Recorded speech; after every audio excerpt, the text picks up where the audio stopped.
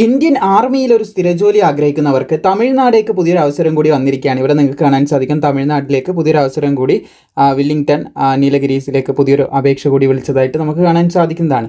അപ്പോൾ defence service staff കോളേജിലേക്കാണ് പുതിയ അപേക്ഷ, DSSCയിലേക്കാണ് പുതിയ അപേക്ഷ വിളിക്കാനായിട്ട് പോകുന്നത്. മിനിമം 10ാം ക്ലാസ് ഉള്ളവർക്ക് ഇതിന് അപേക്ഷിക്കാനായിട്ട് സാധിക്കുന്നതാണ്.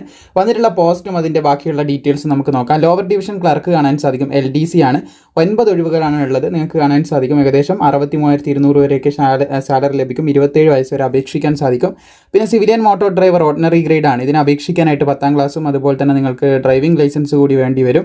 നോർമലി എല്ലാവർക്കും അറിയുന്നത് തന്നെയാണ്. അപ്പോൾ അതിന് 10ാം ക്ലാസ് മാത്രമുള്ള പോസ്റ്റുകളുണ്ട് കേട്ടോ. ഞാൻ പറയാം 13 ഒഴിവുകളാണ് ടോട്ടൽ അതിനുള്ളത്. ഓരോ കാറ്റഗറിക്കും റിപ്പോർട്ട് ചെയ്ത വേക്കൻസി കാണാൻ സാധിക്കും. ലെവൽ 2 ആണ് പേ സ്കെയിൽ. 27 വയസ്സ് വരെയുള്ളവർക്ക് അപേക്ഷിക്കാം.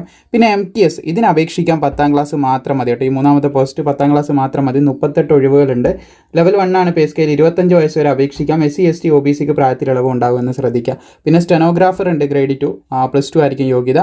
പിന്നെ സൂപ്പർവൈസർ ഉണ്ട്. അപ്പോൾ ഇതിൻ്റെയൊക്കെ വേക്കൻസി, സാലറി, ഏജ് ഒക്കെ ഇവിടെ നിങ്ങൾക്ക് നോക്കാം കേട്ടോ. നെറ്റ്വർക്ക് അഡ്മിനിസ്ട്രേറ്റർ, അതുപോലെ തന്നെ ഹാർഡ്വെയർ അഡ്മിനിസ്ട്രേറ്റർ, ലൈൻമാൻ തുടങ്ങിയ പോസ്റ്റുകൾ. ഇതിന് 10ാം ക്ലാസ് ITI ആയിരിക്കും യോഗ്യതയായിട്ട് വരുന്നത്. പിന്നെ ബോട്ട് ബിൽഡർ കാണാൻ സാധിക്കും. പിന്നെ ടെക്നിക്കൽ അറ്റൻഡൻറ്റ് പോസ്റ്റ് ഉണ്ട്.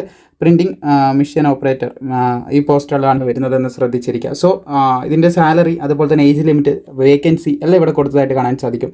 ആകെ മൊത്തം വന്നിട്ടുള്ളത് നമുക്ക് ടോട്ടൽ വേക്കൻസി എന്ന് പറയുന്നത് 78 വേക്കൻസീസാണ് മൊത്തത്തിൽ റിപ്പോർട്ട് ചെയ്തിട്ടുള്ളത്. സോ ഇതിൻ്റെ അപേക്ഷ ഉടനടി തുടങ്ങുന്നതായിരിക്കുമെന്ന് ശ്രദ്ധിച്ചിരിക്കുക. അപേക്ഷ തുടങ്ങിക്കഴിഞ്ഞ് 21 ദിവസം വരെ നിങ്ങൾക്ക് അപേക്ഷിക്കാനായിട്ട് സാധിക്കും. അപേക്ഷ തുടങ്ങുന്ന സമയത്ത് നമ്മൾ വീഡിയോ ചെയ്യുന്നതായിരിക്കും. അപേക്ഷ തുടങ്ങിയവർക്കുള്ള വീഡിയോ ചെയ്യുന്നതായിരിക്കും. അപ്പോൾ നോട്ടിഫിക്കേഷൻ, ഇതൊരു ഷോർട്ട് നോട്ടീസാണ്. ഈ നോട്ടിഫിക്കേഷൻ വരുന്നുണ്ടെന്ന് പറഞ്ഞിട്ടുള്ള ഷോർട്ട് നോട്ടീസാണ്. അപ്പോൾ ഇങ്ങനെ വരുന്നതൊക്കെ കൃത്യമായിട്ട് വരാറുണ്ട്, നമ്മൾ അപ്ഡേറ്റ് ചെയ്യാറുമുണ്ട്. ഇപ്പോൾ അടുത്ത് നമ്മുടെ എയർഫോഴ്സിൻ്റെ ഇതുപോലെ ഷോർട്ട് നോട്ടീസ് വേണ്ടി ചെയ്തിട്ടുണ്ടായിരുന്നു. പിന്നെ റെയിൽവേൻ്റെ ഒന്ന് ഇതുപോലെ വന്നിട്ട് അതും നമ്മൾ ചെയ്തിട്ടുണ്ട്. അത് ഷോർട്ട് നോട്ടീസാണ് റിലീസ് ചെയ്യുന്നത്. അത് നിങ്ങൾ തീർച്ചയായിട്ടും നോക്കി വെക്കണം. കാരണം ഇപ്പോഴേ നിങ്ങൾ നോക്കിയാൽ 21 ഡേയ്സ് ഒക്കെയാണ് കിട്ടുക. ചിലവർ നമ്മുടെ സ്റ്റേറ്റിൽ നിന്ന് വിട്ട് പുറത്ത് പോയിട്ടുണ്ടാകും. പല കാര്യത്തിന് ചിലപ്പോൾ ഡോക്യുമെൻറ്റ്സ് ഉണ്ടാവില്ല, അപ്ലൈ ചെയ്യും, പല കാര്യങ്ങൾ അങ്ങനെ മിസ്സിംഗ് ആയിട്ടുണ്ടാവും. അപ്പോൾ അതൊക്കെ നേരത്തെ അറിയുകയാണെങ്കിൽ നമുക്കിതിന് അപേക്ഷിക്കണം എന്നുണ്ടെങ്കിൽ തീർച്ചയായിട്ടും നോക്കി വെക്കാനൊക്കെ ഇങ്ങനെയുള്ള ഷോർട്ട് നോട്ടീസ് സഹായിക്കും. അപ്പോൾ എന്തായാലും അപേക്ഷ തുടങ്ങുമ്പോൾ അപ്ഡേറ്റ് ചെയ്യാം. മാക്സിമം സുഹൃത്തുക്കളിലേക്ക് ഷെയർ ചെയ്യാനും വീഡിയോ ഇഷ്ടപ്പെട്ടാൽ ലൈക്ക് ചെയ്യാനും മറക്കേണ്ട.